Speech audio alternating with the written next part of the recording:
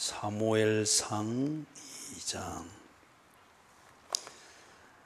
1절부터 10절까지 강의를 합니다. 같이 한번 읽어볼까요? 한나가 기도하여 이르되 내 마음이 여호와로 말미암아 즐거워하며 내 뿔이 여호와로 말미암아 높아졌으며 내 입이 내 원수들을 향하여 크게 열렸으니 이는 내가 주의 구원으로 말미암아 기뻐함이니이다.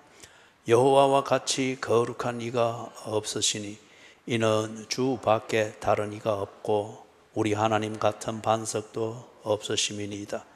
심히 교만한 말을 다시 하지 말 것이며 오만한 말을 너희의 입에서 내지 말지어다. 여호와는 지식의 하나님이시라 행동을 달아보시느니라. 용사의 활은 꺾이고 넘어진 자는 힘으로 띠를 띠도다. 풍족하던 자들은 양식을 위하여 품을 팔고 줄이던 자들은 다시 줄이지 아니하도다. 전에 임신하지 못하던 자는 7을 낳았고 많은 자녀를 둔 자는 쇠약하도다. 여호와는 죽이기도 하시고 살리기도 하시며 서울에 내리게도 하시고 거기에서 올리기도 하시는도다.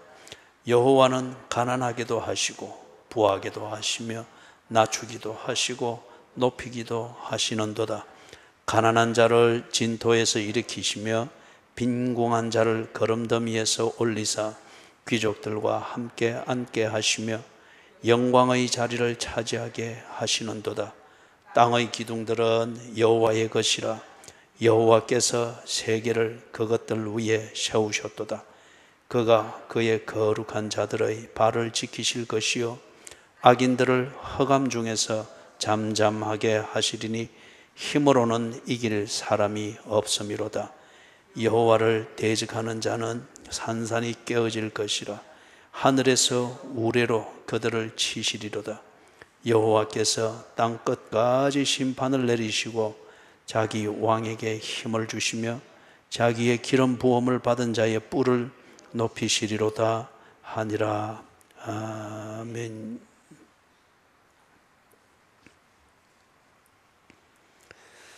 자, 한나가 기도하는데 이 기도는 찬양입니다. 이 기도는 찬양입니다. 그래서 앞에 1장에서 한나가 기도하는 게 있었죠. 그것은 탄식이죠. 탄식이고 간구입니다.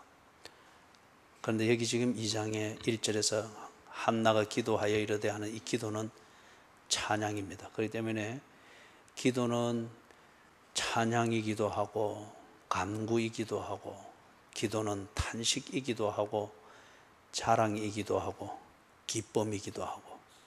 왜 그러냐면 기도는 하나님과 나누는 인격적 대화이기 때문에 그렇습니다.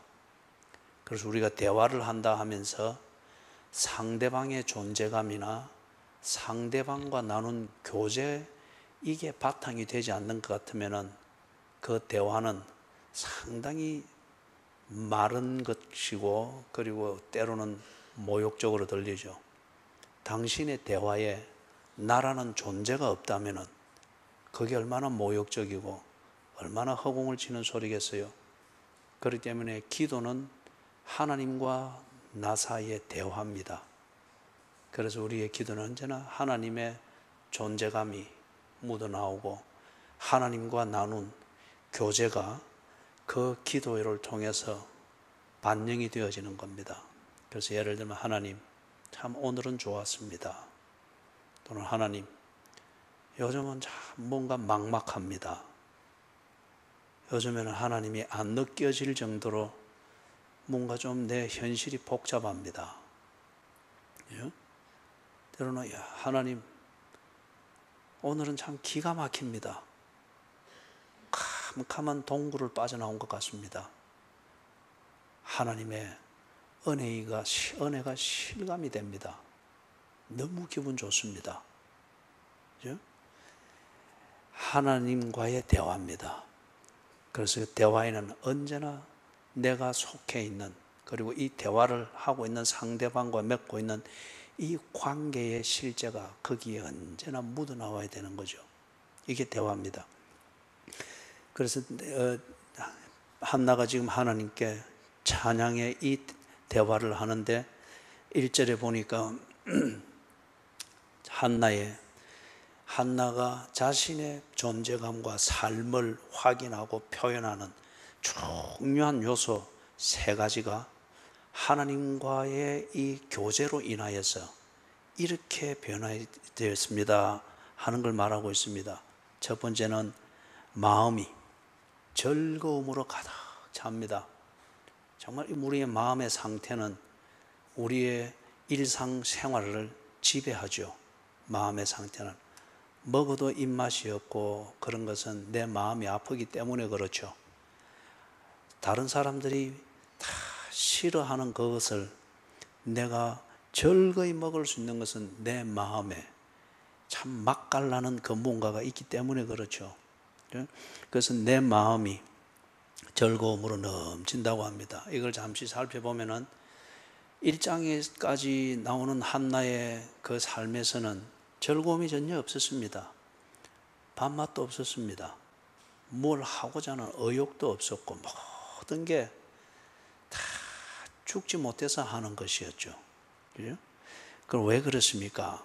그때 한나의 마음을 지배하는 것은 내가 자식이 없다고 하는 이 현실, 두 번째는 이런 자식이 없는 여자를 취급하는 그 사회의 관습, 그 다음에 가장 가까이에서는 번인나라 첩으로 들어온 이 번인나가 지는 자식이 있고 나는 자식이 없다고 하는 이것 때문에 아주 번인나가 하는 행동, 이런 현실만 자꾸 보이게 되니까 이것을 보면서 자기 자의식이 만들어지는 거예요. 나는 자식이 없지. 그러니 일이 당할 수밖에 없지. 그리고 나는 언제나 슬프고, 이런 이 현실에 대한 자의식만 꽉 쌓인 거죠. 그래서 엄마다, 아내다, 하나님의 자녀다, 이런 이 분명보다 근본적인 사실에 대해서는 자기가 생각할 겨를이 없고 그런 의식을 가지고서 그것으로부터 자기 자존감을 지킬 여유가 없습니다. 그거는 자기가 하나님의 자녀에 대한 신분이 빼앗겼기 때문에가 아니고 자기의 의식이 여기에만 꽂혀 있은 거예요. 자식이 없다는 현실, 자식이 없는 여자를 대하는 사회의 관습, 그리고 이 번인나가 앞에서 촐랑거리면서 속을 뒤집어 놓는 이 번인나라고 하는 이 존재, 여기서 자기의 의식이 다 매여버린 거예요. 그렇기 때문에 한나의 일상은 언제나 슬프고 괴로웠습니다. 언제나 슬프고 괴로웠습니다. 그런데 한나가 한순간 정신을 차리지 않습니까? 이런 현실을 보는 눈길을 돌려서 여호와를 보게 됩니다. 그래서 성소를 찾고 여호와를 바라보면서 뭘 합니까? 여호와께 부르짖습니다. 지 아픈 마음만 어루만지면서 하루 종일 보내는 게 아니고 이제는 아픈 건 현실입니다. 번인나도 여전히 지 곁에 있죠. 그러나 여호와를 바라보면서 부르짖습니다. 우리가 흔히 하는 말로 기도였죠. 그러니까 어떤 일이 일어났습니까? 번인나로 말미암아 괴로웠는데 자식이 없다는 이 현실에 대한 인식 때문에 늘 소침해지고 기죽고 했는데 여호와를 바라보면서 여호와께 부르짖을 때에 어떤 일이죠? 여호와로 말미암아 삶의 일상을 사는 그 원동력이 바뀌었습니다. 번인나로 말미암아 슬프고 괴로운 여자가 됐는데 이제는 여호와로 말미암아 내 마음이 즐거워하는 거로 바뀌었습니다. 그 다음에 두 번째는 보니까 내 뿔이 여호와로 말미암아 높아졌다고 합니다. 뿔은 힘을 말합니다. 뿔은 힘 있는 존재를 말합니다. 그것을 표현하는 히브리식 표현입니다. 한나의 힘, 이게 지금 어떻게 높아졌다고 합니까? 여호와께 부르짖고 여호와로 말미암아 일상을 사는 이것으로 딱 마음이 고쳐지기 전에는 한나의 뿔은 하나없이 꺾여져 있었습니다. 자식이 없다는 현실과 그런 여자를 취급하는 사회 관습 안에서 기가 죽어 있고 버린나의 존재와 그 행실만 자꾸 느끼고 인식을 하게 되니까 괴롭고 슬플 뿐 한나의 뿔은 힘은 꺾일 대로 꺾여버렸습니다. 그런데 여호와로 말미암아 이 뿔 한나의 힘이 솟아납니다. 우리가 지난 주일 오후까지 봤던 대로 한나가 자기 정체성을 찾았습니다. 자기는 마음이 슬픈 여자가 아니었습니다. 자의식이 그리 만든 거죠. 자신의 정체성은 하나님의 자녀였습니다. 한 아내의 남편이었습니다. 한 남편의 아내였습니다. 그리고 뭘 또 찾은 거요? 정체성에 합당한 삶을 살기 원했습니다. 그죠? 자식이 없으면 없는 대로, 버린나가 있으면 있는 대로, 사회 관습이 그러면 그런 대로 걸어라지. 그러나 나는 내 정체성에 합당한 삶을 살겠다. 눈길을 여호와께 맞추었고, 그리고 여호와께서 주시는 그 은혜, 여호와로 말미암아 자기의 정체성, 하나님의 자녀된 신분에 합당한 삶, 아내가 되는 삶, 아내로서의 합당한 삶, 그리고 내 정체성을 온전히 이루기 위하여서 나는 엄마가 되어야겠다. 그게 하나님께 구하는 간구의 소원이었죠. 정체성에 합당한 삶을 살기를 원하고, 그리고 지난주 주일 오후에 봤던 것처럼 하나님께 자신의 중심을 보여드렸습니다. 자기의 능력을 보여드리려고 하니까 마음이 슬프고 괴로운 여자였습니다. 그런데 여호와를 바라보면서 뭘 해야 되는가가 알아졌죠. 그게 뭐였습니까? 내가 할 수 있는 것, 자기의 중심을 하나님께 보여드리는 거였습니다. 그럴 때에 여호와께서 한나의 중심을 보시고, 여호와는 뭘 주셨다고요? 한나의 삶을 주셨습니다. 내가 해야 될 것은 내 중심을 보여드리는 것이고, 거기에 대해서 하나님이 내게 주시는 그 은혜는 내 삶을 살게 하시는 겁니다. 그래서 한나가 그 뿔이 높아졌습니다. 한나의 힘이 회복됐습니다. 원수와 싸우고 버티고 견디는 힘이 아니고 지가 지 삶을 살아내는, 내 목적을 이루는 삶을 살아내는 힘을 회복했습니다. 세 번째는 보니까 내 입이 주의 구원으로 말미암아서 기뻐하는데 내 원수들을 향하여 크게 열렸다. 이제 기죽지 않았습니다. 제 할 말을 합니다. 자, 여기서 원수들, 처음에는 어땠습니까? 원수들로 말미암아 버린나와 같고 자식이 없다고 하는 현실, 이런 여자를 취급하는 사회 관습, 그 사회에서 살아가야 한다는 이 현실, 원수들이죠. 원수들로 말미암아 어쨌죠? 늘 슬퍼하고 울고 괴로워했습니다. 한나의 일상은 이 원수들로 만들어진 그 삶의 구조 안에서 벗어날 수가 없었습니다. 그리고 그것만 보고 살았습니다. 그렇기 때문에 이 한나는 원수들을 상대하는 이게 한나의 하루 종일의 삶이었습니다. 그래도 버텨낼 수 있었던 것은 착한 마음, 그리고 사명감으로 버텨냈을 뿐이에요. 버티고 있을 뿐이죠. 그런데 지금 여호와를 바라보면서, 그리고 부르짖는 이 새로운 교제를 통하여서 여호와께서 베푸시는 이 은혜로 말미암아, 그 삶의 구조 안에 있지만은 자신의 정체성에 합당한 삶을 사는 이 힘을 회복한 거예요. 구원입니다. 그죠? 주의 구원입니다. 주의 구원으로 말미암아 기뻐한다, 그렇게 말합니다. 자, 이렇게 되고 나니까 한나의 일과는 뭐죠? 이제는 여호와께 부르짖는 것이 한나의 일과입니다. 여호와와 소통하고 늘 원수들의 존재를 바라보고 응시하고 내 눈의 시선을 거기에 고정시키던 데에서 이제 여호와를 바라보는 이게 일과입니다. 여호와를 바라보니 길이 있습니다. 힘이 공급됩니다. 의미를 깨닫습니다. 그죠? 자신의 삶의 의미가 깨달아집니다. 여호와께 부르짖는 게 일과였습니다. 그리되니 주께서 응답하셨고, 그리고 한나의 일상을 바꾸어 놓았습니다. 원수가 없을 수 없으나 그 원수에 매여서 하루 종일 사는 것과 그 원수가 있음에도 불구하고 자신은 원수로 인하여 더욱더 자기의 삶을 빛나게 살 수 있다고 하는 것은 천장제의 차이죠. 그렇기 때문에 한나가 원수를 향하여 이제 드디어 지 입이 넓게 열렸습니다. 지 삶을 사니까. 2절을 보니까 한나가 이 부분에 대하여서 왜 그런지에 대한 하나님에 대한 신앙을 고백합니다.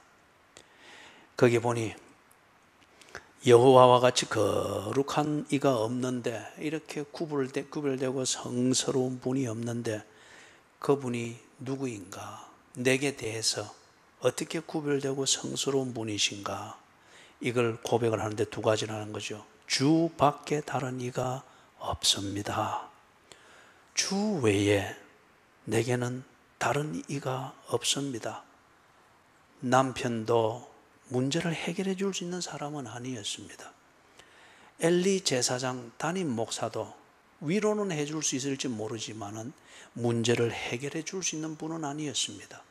그렇기 때문에 문제 해결을 위해서는 의지할 이가 주 외에 다른 이가 없었습니다.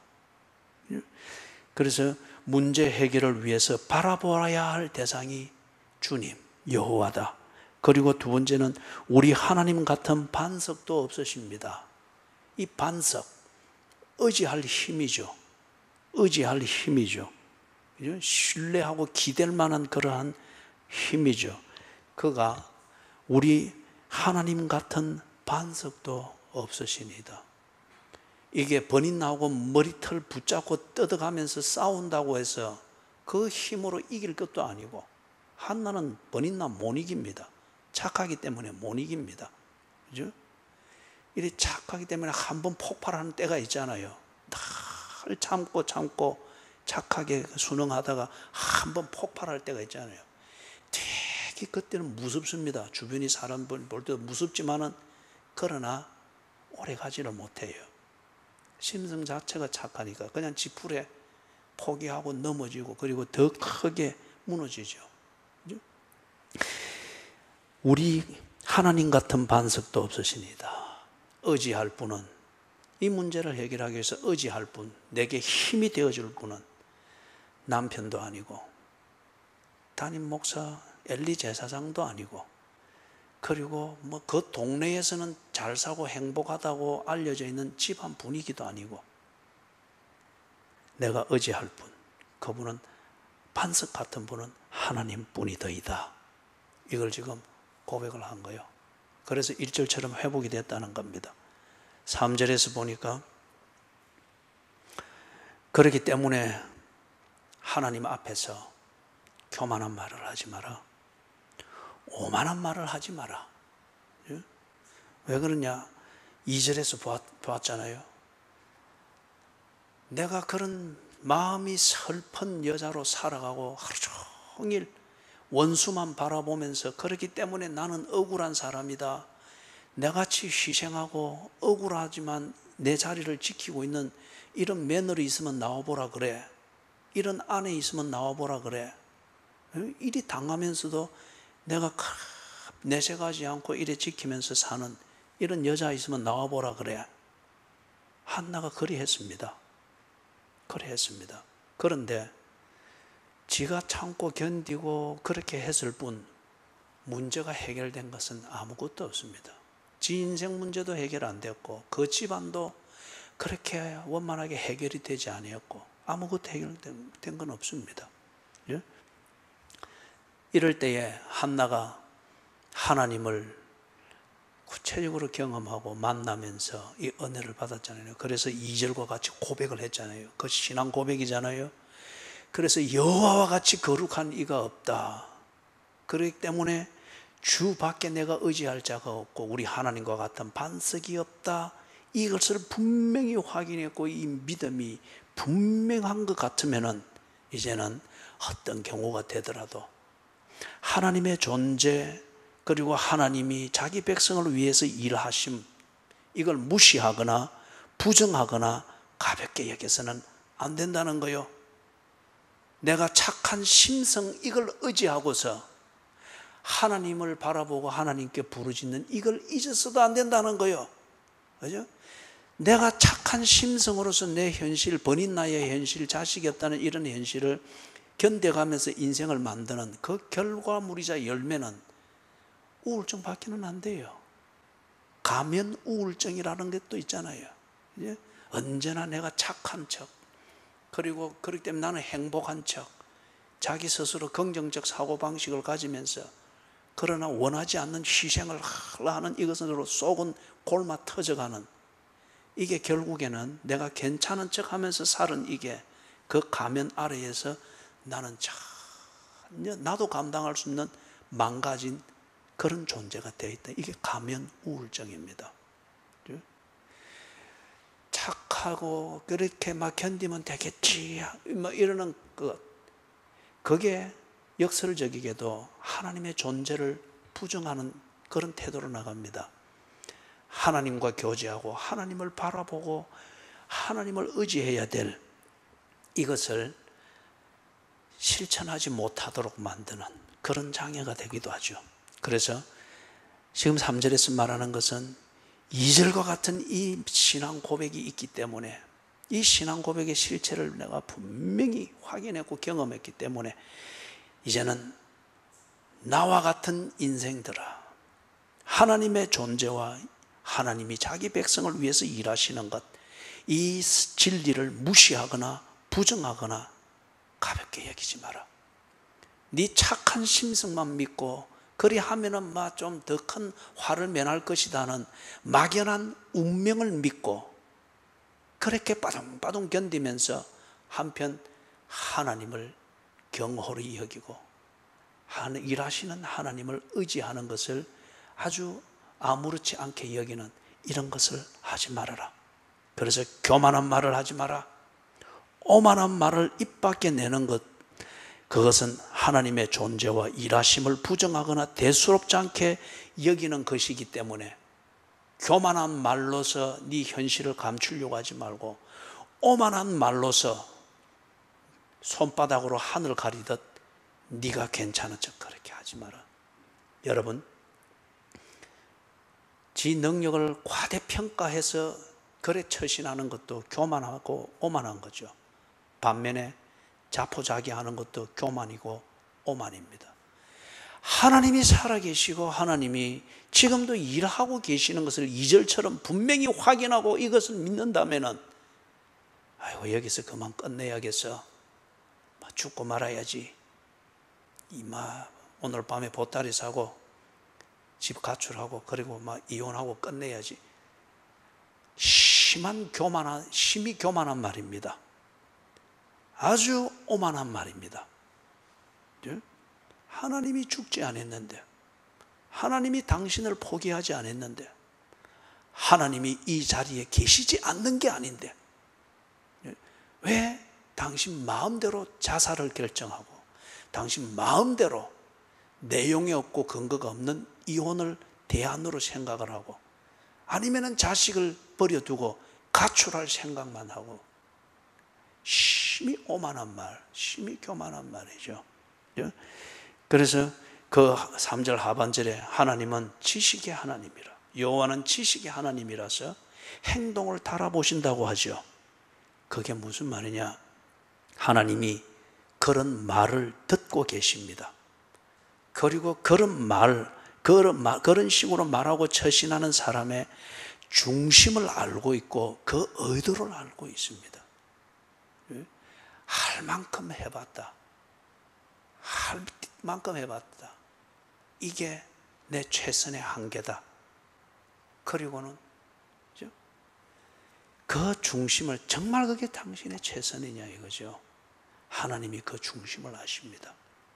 육체로 할 수 있는 최선일지는 모르나 하나님과의 관계에서 최선을 다하지 않았습니다. 당신은 기도를 최선을 다해야 하지 않았습니다. 최선을 다해야 하나님을 의지하지 않았습니다.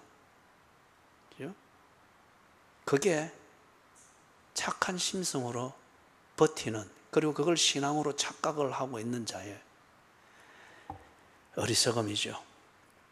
그래서 심한 교만과 이 어리석은 오만한 말을 하는 이런 식의 중심과 의도를 가지고서 그렇게 하나님을 무시하고 경홀히 여길 때에 하나님은 그 중심대로 보응하십니다.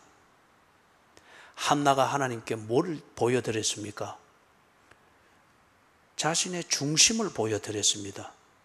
그리고 그 중심에 대해서 하나님은 보응해 주셨습니다. 그렇기 때문에 내 중심이 심히 교만한 말을 뱉어내고 어리석은 오만한 말을 뱉어내는 이 중심, 그리고 그 의도일 때 하나님은 그 중심대로 보응해 주십니다. 그 보응해 주시는 양상은 다양하겠으나 그 본질은 하나입니다. 그래, 네가 나를 무시해? 다시는 네가 하나님을 무시할 수 없도록 내가 무언가를 보여주마. 그게 보응입니다. 그 보응이 나타나는 양상은 다양하겠죠. 4절에서부터 7절, 이제 여기서 한나는 지금 모든 면에서 지금 다 정리가 되었습니다. 그리고 소위 말하는 자신감이 넘칩니다. 그게 4절에서부터 7절, 8절 상반까지 4절까지 나오는 다양한 롤러코스터와 같은 이런 인생의 상황을 거기 다 이야기하고 있죠. 좋을 때든지 구줄 때든지 높은 곳에 있을 때든지 낮은 곳에 있을 때든지 궁궐에 있을 때든지 초가에 있을 때든지 이제는 한나가 자기의 중심이 큰 것 때문에 슬픈 여자가 되고 이러지 않는다는 거예요. 그거는 지나가는 현상일 뿐, 그게 삶의 목적을 결정하고 한나의 정체성을 바꾸어 놓고 정체성에 합당한 삶을 살지 못하도록 만드는 궁극적인 방해물이 될 수 없다고 하는 것을 한나는 이제는 딱 정리가 되었습니다. 그렇기 때문에 4절에서부터 8절 초반절에 말하는 것처럼 이런 생활 환경이나 이런 세상이 말하는 그런 신분이나 어떤 이런 것들은 얼마든지 바뀔 수 있다는 거예요. 목적에 따라 얼마든지 바뀔 수 있다는 거예요. 한나는 자기 자신의 어떤 이런 처한 환경, 본인 나를 바꿀 수가 없고 없는 자식 있게 할 수가 없고 자식 없는 여자를 그렇게 기를 죽이는 사회 관습을 바꿔 놓을 수 있는 능력이 힘이 없습니다. 그럼에도 불구하고 그게 바뀔 수 있는 것은 무엇 때문이라고 합니까? 중심을 보시고 그 중심대로 보응해 주시는 하나님 때문이라는 거예요. 이걸 한나는 지금 자신의 바로 1장에서 슬퍼하던 그 사건을 통하여 확인하고 경험했지 않습니까? 그래서 4절을 보니까 용사의 활은 꺾이고 넘어진 자는 힘으로 띠를 띠는도다. 용사이기 때문에 활이 있고 무기가 있기 때문에 자기는 다 잘할 수 있을 거야. 어떤 그런 면에서의 심히 교만한 말을 해서 오만한 거들먹거리는데 그 활은 꺾인다는 거예요. 반면에 넘어진 자, 한나처럼 넘어진 자, 이 넘어진 자는 하나님이 도우시는 그 은혜로 인하여 오히려 그 띠를 띠고 이 띠는 뭡니까? 허리에 띠를 띠는 것, 힘의 상징입니다. 다 띠를 띠고 일어나도다. 그와 같이 5절에서도 풍족하다고 해서 이게 다 되는 것도 아니고, 그리고 줄인 이 가난한 형편에 산다고 해서 다 망한 것도 아니라는 거예요. 중심은 본인이 가질 수 있는 문제고 그 중심에 합당한 삶은 하나님이 주시는 하나님의 능력의 문제고 은혜의 문제라는 거죠. 그리고 그 외에는 임신하지 못하던 자들은 7을 낳았고 많은 자녀를 둔 자는 쇠약하도다. 그 시대 그 사회에서는 이게 정말 큰 문제였죠. 그죠? 임신이 어디 내가 원한다고 됩니까? 그런데 내가 원한다고 되는 것도 아니고 내가 원하지 않는다고 해서 안 되는 것도 아닌 이 문제를 두고 사회는 몹쓸 여자, 저주받은 여자로 취급을 해서, 그런다고 해서 한나는 이제 알은 거예요. 그런다고 해서 내가 저주받은 여자도 아니고 몹쓸 여자도 아니다. 하나님이 되게도 하고 안 되게도 하시는 문제다. 그죠? 이걸 다 깨달은 거예요. 겁나지 않습니다. 이제 여호와는 죽이기도 하시고 살리기도 하시고 서울 지옥에 내리게도 하시고 거기에서 올리기도 하시는도다. 재수의 문제로 인생이 결정이 되는 것도 아니고 내가 누구를 만나서 이렇게 결혼해서 사느냐 이것 때문에 내가 지옥 같은 것도 다 되는 것도 아니고 늘 그것만 보고 있을 때는 늘 도망갈 굴이나 하고 어떤 이런 거죠. 그런데 하나님께서 내가 처한 환경에서도 내 정체성을 가지고 정체성에 합당한 삶을 살게 하시는 분이다. 이걸 아는 이상 의미 있게 목적에 맞게 살아내는 이게 중심 주제지. 이걸 어떻게 피해낼까? 아니면 어떻게 내색하지 아니하고 버텨낼까? 착하게 버텨낼까? 그게 주제가 아니라는 거죠. 7절 여호와는 가난하게도 하시고 부하게도 하시며 낮추기도 하시고 높이기도 하시는도다. 다시 강조하지만은 한나가 깨달은 것은 중심의 문제다. 하나님과의 관계에 있어서 하나님과 파트너십을 잘 유지하면서 가지는 이 중심의 문제다. 여기에 대해서 내가 할 수 있는 것은 이 교제를 위해서 중심의 지조를 지키는 것이고 하나님은 그 지조에 맞게 살도록 삶을 주시는 분이시다. 한나는 이걸 분명히 알게 됐습니다. 그렇기 때문에 지금 이게 겁나지 않습니다. 그죠? 겁나지 않습니다. 어느 곳에 있든 하나님과 더불어 교제하며 사는 이게 지금 자신의 중심인 거예요. 8절 상반절에서 가난한 자를 진토에서 일으키시며 빈궁한 자를 거름더미에서 올리사 귀족들과 함께 앉게 하시며 영광의 자리를 차지하게 하시는도다. 이게 현상만 가지고 이게 턱 할 때는 로또 터져가지고 잠시 벼락부자가 되는 것 같은 이런 것, 이게 뭐 사람들은 기적이라 하고 재수라고 합니다. 그러나 지금 한나가 여기서 말하는 것은 그런 종류의 기적이나 재수를 말하는 게 아니에요. 이것을 자신하는 것은, 그렇기 때문에 한나는 이제 가난하게 되는 것, 이게 불편해하기 때문에 할 수 있으면 피하고 싶지만은, 그러나 그것 때문에 자신의 삶과 정체성이 없어지거나 취소되는 것이 아니기 때문에 그것 때문에 지조를 굽히지는 않는 사람이 됐습니다. 그죠? 왜 그렇죠? 8절, 9절, 10절에서 이걸 분명하게 이야기를 합니다. 8절 하반절에서는 뭘 말합니까? 하나님이 땅에 기둥을 놓으시고 그 위에 여호와께서 세계를 그것 위에 놓으셨다. 이건 무슨 말이에요? 한나가 살아가는 그 환경, 번인나라는 환경, 사회 관습이라는 환경, 때로 자식을 낳지 못하게 되는 그런 어떤 생물학적 어떤 그러한 원리의 문제, 이 모든 것들이 돌아가는 삶의 현장, 좁게는 자기 개인이 사는 삶의 환경이고, 그리고 이걸 품은 넓은 이 온 세상의 이 자연 질서와 이 환경, 이것을 주관하시는 이가 여호와시라는 거예요. 내가 부르짖을 때에 개인적으로 응답해 주셨던 그분이 바로 이 세상의 주관자라는 거예요. 이걸 아는 겁니다. 그렇기 때문에 기도하는 이 자리에서만 내가 감동이 넘치고 자신감이 넘치는 것이 아니라 바로 이 하나님, 골방에서 나를 만나 주신 하나님이 살아가는 이 세상, 그리고 내가 경험하고 있는 한 부분을 경험하고 있는 이 자연 질서, 이것을 놓으신 분이고 주관하신 분이시다. 이걸 알게 되어진 거예요. 그렇기 때문에 4절에서부터 7절과 같은 이 문제를 담담하게 이야기를 하는 겁니다. 그리고 9절에서는 또 하나 뭘 말하는가? 끝에 보니까 힘으로는 이길 사람이 없으리로다. 여호와를 이길 수 있는 번인나가 없습니다. 여호와를 꺾어 놓을 수 있는 사회 관습이 없습니다.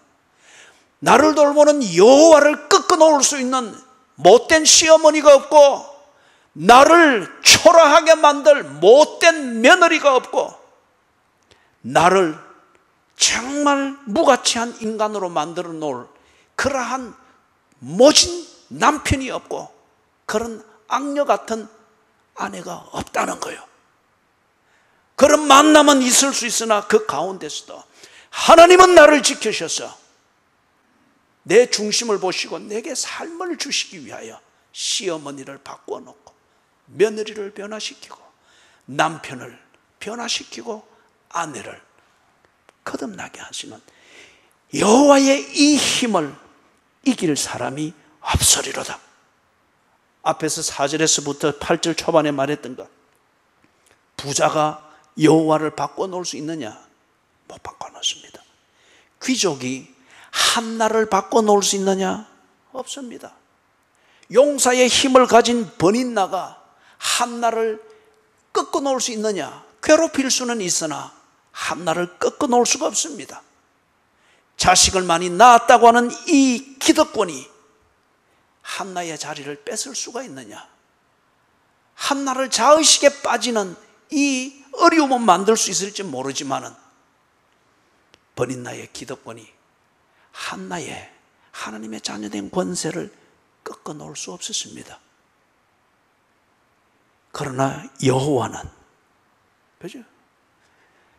그 여호와를 향한 중심을 가진 가난한 자를 지 인생을 살도록 일으키시고 천민을, 귀족 때문에 천민으로 사는 것이 아니라 귀족은 귀족이 돼 내가 신분이 천민일지라도 하나님의 자녀의 이 신분과 정체성을 가지고 살 수 있도록 일으키셨습니다. 교만과 오만이 여호와를 꺾어 놓을 수 없었습니다. 반면에 가난하고 천민이고 패배자고 버림받았고 어떻게 사랑받아 본 적이 없고 그렇기 때문에 나는 언제나 슬프고 마음이 괴로운 자라고 하는 이 자의식, 그래서 나는 이것 때문에 변절이 되는 것을 수단으로 삼고 좌절하고 포기하는 이것으로서 오늘 그냥 주어진 이 인생인 내 숙명이려니 맞춰가는 착한 이 심성으로 그냥 그렇게 살아가는 이것이 여호와의 힘을 꺾어 놓을 수 있느냐? 당신의 백성을 보지 못하도록 눈을 가릴 수 있느냐? 없다는 거예요. 없다는 거예요. 교만과 오만의 껍질을 벗겨내어서 하나님의 자녀로 나오게 하고 좌절과 슬픔, 변절과 눈치 보는 이것으로 통해서 오늘을 연명해 나가는 이게 전부로 여기면서 하는 그 어리석은 그 착함, 이것을 벗겨내고 하나님의 자녀의 자리로 돌아오게 하고 하나님의 자녀가 할 말을 하게 하고 하나님의 자녀가 꿔야 될 그 꿈을 꾸게 하고 그리고 하나님의 자녀가 발휘할 수 있는 이 하나님이 공급하신 능력을 발휘하며 그 꿈을 이루어가게 하시더라 이거예요. 이걸 시어머니가 꺾지 못하고 며느리가 꺾지 못하고 딸의 농간이 이것을 꺾지 못하고 빗나간 아들이 이것을 꺾지 못하더라 이거죠. 세울 자는 반드시 세우더라. 10절에서는 보니까 자기 왕에게 힘을 주시며 자기의 기름 부음을 받은 자의 뿔을 높이시리로다. 사랑하는 여러분, 왕에게 기름을 붓습니다. 기름을 붓는 것은 하나님이 구별하여 세웠다고 하는 이것을 대중적으로 공식적으로 증명하는 의식입니다. 그래서 왕을 세울 때 왕이 되는 자에게 기름을 부어서 구별된 자라 증명을 했습니다. 누가 왕입니까? 왕은 지금 하나님께서 이런 말을 자기 왕이라고 했죠. 하나님이 세우는 왕이라는 거예요. 그래서 그 뿔에 기름을 부었다는 겁니다. 누가 하나님의 왕입니까? 하나님이 세우는 왕입니까? 하나님의 뜻을 알고 그 뜻을 받들어서 하나님의 다스림과 통치를 시행하는 그 심부름꾼이 하나님이 세운 왕입니다. 다시 말해서 하나님의 왕권, 하나님의 다스리심, 하나님의 통치하심, 이것을 자신의 삶 가운데서 드러내고 나타내는 통로가 되는 그 사람이 하나님의 왕입니다. 다른 말로 말하면 하나님의 뜻을 순종하여서 하나님의 영광을 드러내는 이 삶을 사는 사람이 하나님이 기름 부어 세우는 왕이라는 겁니다. 누가 하나님의 뜻을 순종하죠? 누가 하나님의 통치를 받으며 그 통치에 순종하고 복종합니까? 그렇기 때문에 베드로는 그리스도인들을 가리켜 그리 말한 거예요. 왕 같은 제사장이라고 했습니다. 왕 같은 제사장. 하나님의 뜻을 순종하며 하나님의 명령을 받들며, 그래서 그 한 그리스도인의 삶을 통하여서 미운 털은 박히나 그러나 예수를 믿으려면 저리 믿어야 된다. 우리 며느리는 지독한 예수쟁이다. 예수를 모르니까 시험이 말은 안 들어도 하나님 말이라면 끔뻑끔뻑 죽는다. 내가 우리 며느리의 그런 면이 미워 죽겠으나, 그러나 예수쟁이가 되려면 우리 며느리처럼 저리 돼야 되겠다. 그게 지금 그 며느리는 그 집에서 하나님의 다스림을 나타내고 있는 겁니다. 하나님의 명령을 순종하고 있는 겁니다. 그냥 착하게 그게 아니고, 그죠? 하나님의 자녀 그리스도인으로서 제 정체성에 맞도록 처신을 하고 있는 겁니다. 그것 때문에 겪는 어려움이 많습니다. 반면에 그 어려움을 주는 번인나가 압니다. 저리 하는 거는 저 사람이 하나님을 순종하려고 저러는 거지. 지는 그것을 인정하지 않지만은 한나가 왜 그렇게 하는지는 인정하고 있습니다. 이게 지금 그 그리스도인이 예를 들면 자기 집에서 하나님의 다스리심을 그렇게 나타내고 있는 거예요. 하나님을 순종하는 개인적 삶을 통해서 나타내고 있는, 그가 누구냐? 왕 같은 제사장이라는 거예요. 하나님께서 그를 그 집안에 하나님의 왕으로 기름 부어 세웠다는 겁니다. 그래서 이걸 지금 뭐랍니까? 자기의 기름 부음 받은 자의 뿔을 높이 실으로다. 뿔은 뭘 의미하는 히브리식 표현이랬죠? 힘입니다. 내가 가지고 있는 존재의 힘입니다. 삶의 힘입니다.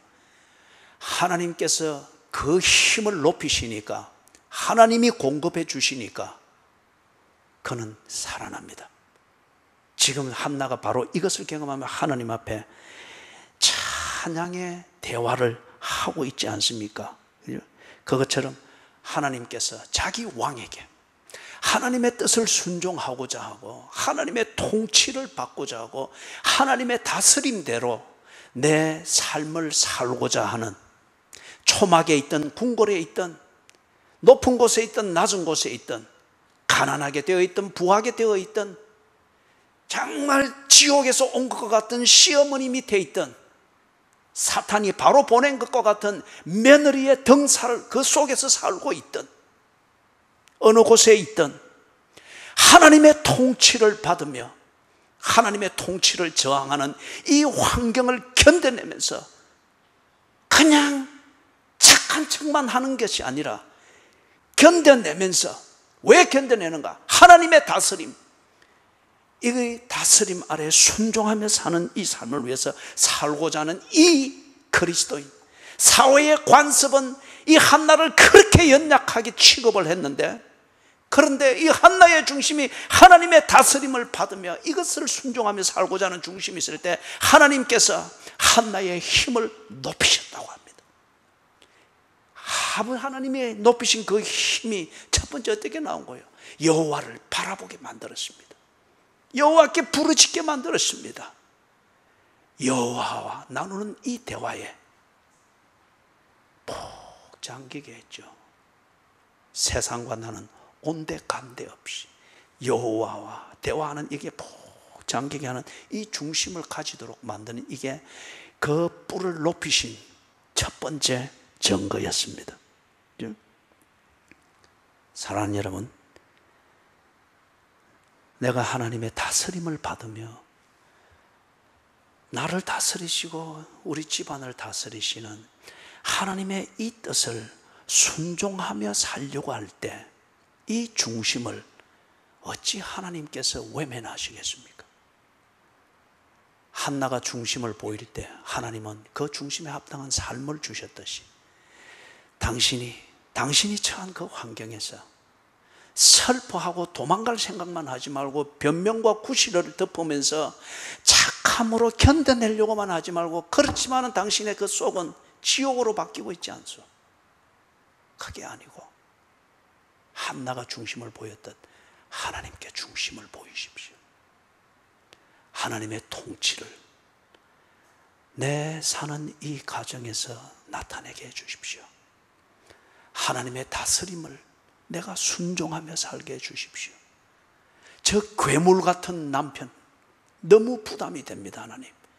그러나 저 괴물 같은 남편에 대하여서 하나님이 내게 아내의 도리를 다하라는 이 다스림, 이것에 순종하게 해주십시오. 저 괴물 같은 남편이 순종하려고 하면 할수록 더 얕잡아 보고 밥상을 뒤집고 머리채를 잡기도 하는데, 이럴 때에 이것을 견디면서 하나님의 다스림, 아내의 도리, 아내를 통해서 나타내기를 원하는 하나님의 통치를 내가 순종할 수 있도록 해주시옵소서. 이 중심을 보일 때 하나님께서 한나의 뿔을 높이듯 당신의 뿔을 높일 것입니다. 그리고 그 순종이 열매를 맺게 할 것이며 하나님의 통치가 여러분 주변으로, 예루살렘에서 유대에서 온 유대에서 땅끝까지 이르게 하듯 당신의 그 중심으로부터 시작하여서 하나님의 통치하심, 하나님의 나라가 당신이 거주하고 있는 그 삶의 환경을 정복해 나가게 될 것입니다. 이게 자기 왕, 곧 자기의 기름 부음 받은 자의 뿔을 높이시리로다. 아멘. 우리 착하지만은 빙신같이 살지 말고 힘들지만은 하나님의 자녀답게 살아서 영향력 있게 살기를 주님의 이름으로 축원합니다.